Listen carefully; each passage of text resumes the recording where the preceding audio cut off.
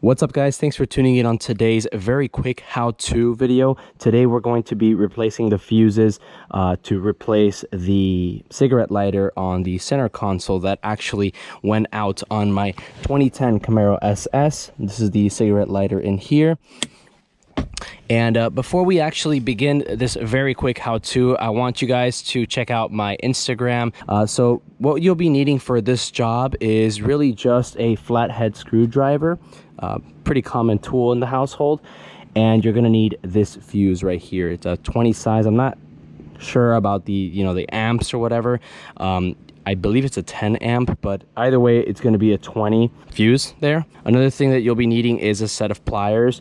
That way you can actually take out the fuse when you locate it in the fuse box. What you're going to want to do, guys, is go ahead and locate the fuse box, which is going to be the fuse box located right here. And that pretty much governs and houses all of the electrical components that it's going to be in the driver passenger side, the driver passenger part of the car. So you're going to go ahead and use this flathead screwdriver to start prying this open, and it's pretty easy to do. You shouldn't expect much resistance at all. Once you go ahead and take that out, you see it'll start coming off pretty easily.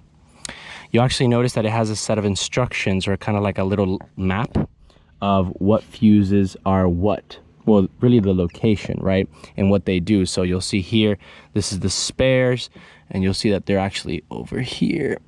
I'm not gonna go ahead and start touching them, but what we're gonna be looking at today is the power outlets, and it's gonna be either F18 or F17, right?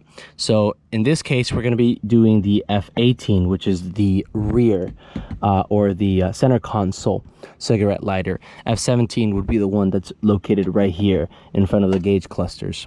So now we're going to take the pliers that I mentioned earlier, and we're going to actually start removing the fuse there. So I'm going to go ahead and hug it there. There you go. So this is how the old one looks. You may not be able to see it with the GoPro, but it is pretty bad. It's completely burned out. Pretty normal on a car that is almost 11 years old. So we're gonna go ahead and take the new one. As you can see, significantly different. Again, you may not be able to see it very well on the GoPro. So we're gonna go ahead and just stick it in there. That's what she said. Now we are ready to confirm that it actually worked.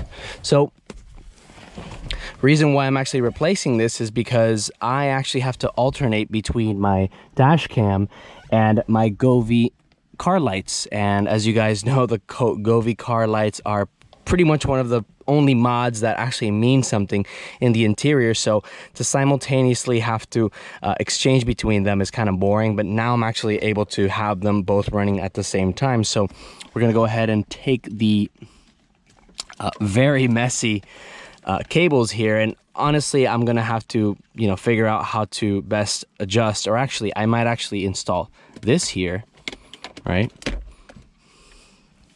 And then I'll move my dash cam, and mind you, I'll fix the cabling later, but let's go ahead and insert that there and make sure that's all working. And there you have it, guys. My dash cam's working. My Govee lights are working as well.